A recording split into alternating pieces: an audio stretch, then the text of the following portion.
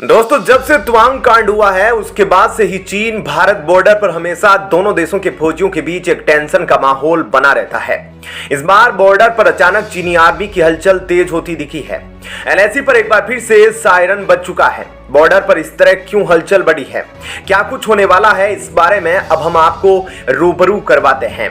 दरअसल दोस्तों, कुछ ऐसी सैटेलाइट तस्वीरें सामने आई है जिसे देखकर आपके होश उड़ जाएंगे। इन्हें देखकर पहली बार तो ऐसा लग रहा है कि किसी बड़े हमले की तैयारी हो रही है, क्योंकि जिस तरह से दो पॉइंट्स को डायरेक्टली टारगेट किया गया है।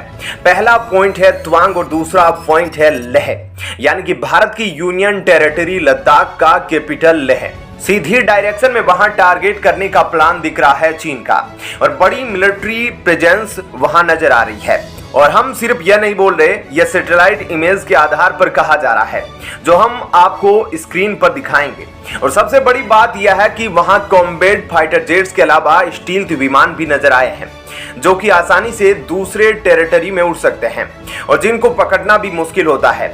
यह आसानी से सारा सर्विलेंस करके वापस आ सकते हैं और इन्हें रडार पर कैप्चर करना भी मुश्किल होता है। और ऐसे प्लेन्स को देखा जा रहा है एलएसी बॉर्डर के जस्ट दूसरी तरफ।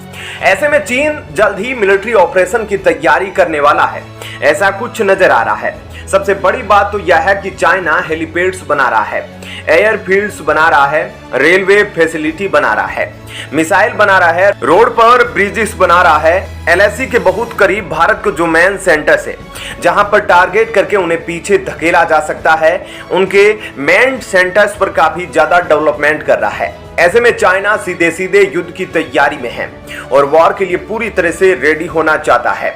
इसके अलावा तवांग एरिया को भी सिक्योर करने के लिए वहां से 250 किलोमीटर के एरिया के अंदर ही एयरपोर्ट पर चाइना ने अपना बंदोबस्त करना शुरू कर दिया है और यहाँ पर नया रनवे बनाया गया है, मिलिट्री एयरपोर्ट बनाया गया है। 30 एयरक्राफ्ट शेल्टर बनाए जा चुके हैं जहां पर वे अपने विमानों को रख सके, और बहुत सारी सपोर्ट टीम बनाई गई है। और यह सारा मिलिट्री सेटअप एलएसी के काफी करीब है, जो भारत के लिए खतरे की घंटी जैसा है। जिस तरह से वहां पर मिलिट्री बिल्डअप हो रहा है, उससे यह साफ जाहिर है कि चाइना कभी भी भारत पर हमला कर सकता है, किसी भी बहाने के साथ। ऐसे में भारत अगर जरा सा भी चौकन्ना नहीं रहा तो भारत का बहुत बड़ा नुकसान हो सकता है। और अब भारत भी अपनी तरफ से तैयारियां शुरू करने में लगा है, और ऐसे में हाइब्रिड विलेज प्रोग्राम चलाकर पूरे बॉर्डर के एरिया में डेवलपमेंट को स्ट्रॉन्ग करने में लगा है, ताकि एक सप्लाई चेन बनाई जा सके। और आगे चलकर कभी ऐसी स्थिति आ गई कि वहां पर वार हो तो भारत की मिलिट्री आराम से उस जगह पर पहुंच सके और वहां पर रुक सके और भारत इस लड़ाई को सही तरीके से अंजाम दे सके। लेकिन अभी जो ये स्थिति है यह काफी चिंताजनक है, और आपके सामने सैटेलाइट की तस्वीरें हैं, जिसे देखकर आपको भी आश्चर्य हो रहा होगा कि भारत की नाक के नीचे इतना कुछ हो रहा था और भारत को इसके बारे में कुछ पता भी नहीं था।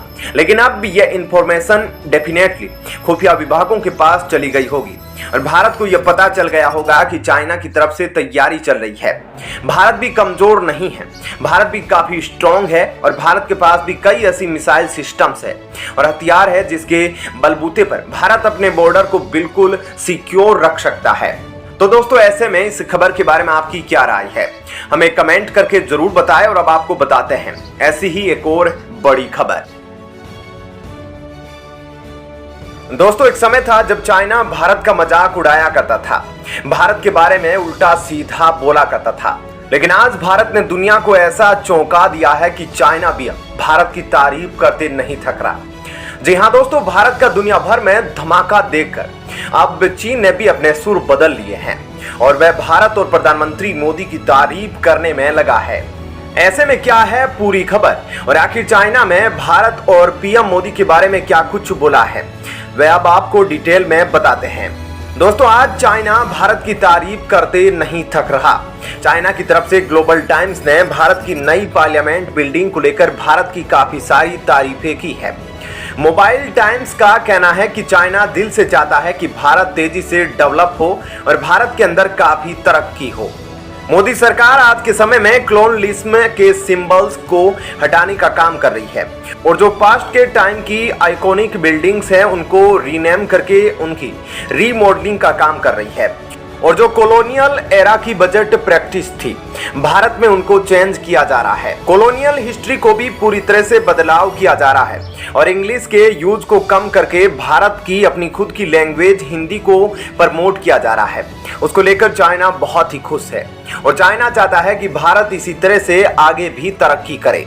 इसके अलावा ग्लोबल टाइम्स ने अपने आर्टिकल में प्रधानमंत्री मोदी की तारीफ करते हुए लिखा कि प्रधानमंत्री मोदी कॉलोनियल एरा की जो प्रैक्टिस है उसे पूरी तरह से इरेज कर रहे हैं, यानी कि उन्हें पूरी तरह से मिटा रहे हैं और आधुनिक भारत की जो अचीवमेंट्स हैं उसे लेकर भारत को गर्व महसूस करवा रहे हैं। ऐसे में इस पूरे बयान को देखा जाए तो चाइना ने भारत की काफी सारी तारीफ की है, भारत के बारे में काफी सारी अच्छी चीजें बोली है, लेकिन इस आर्टिकल के एंड में जाते जाते चाइना ने भारत के बारे में कहा है कि ये जितने भी वेस्टर्न देश है, यानी कि यूके, अमेरिका और जो भी अमेरिका के सपोर्टर देश है, वे चाहते हैं कि भारत और चाइना आपस में लड़े और भारत और चाइना के बीच दो दुश्मनी है वह और भी ज्यादा बढ़े। इसलिए यह सभी देश भारत और चाइना के बीच में दुश्मनी को बढ़ाने के लिए डिवाइड एंड रूल गेम खेलते हैं और ये भारत और चाइना के बीच जो भी बॉर्डर इश्यूज है उसको लेकर ये स्टेटमेंट देते हैं, ये भारत के साथ खड़े हैं।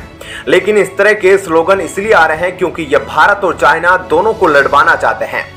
ऐसे में ग्लोबल टाइम्स ने अपने आर्टिकल में भारत को यह नसीहत दी है कि जो भी कॉलोनियल पास्ट है भारत का उसे पूरी तरह से मिटा दे, लेकिन इसके साथ ही भारत एक पावरफुल नेशन बने, ताकतवर हो और अमेरिका और वेस्टर्न देशों का जियोपॉलिटिकल ट्रैप है, यानी यह भारत को फंसाना चाहते हैं। भारत इनकी बातों में बिल्कुल ना आए।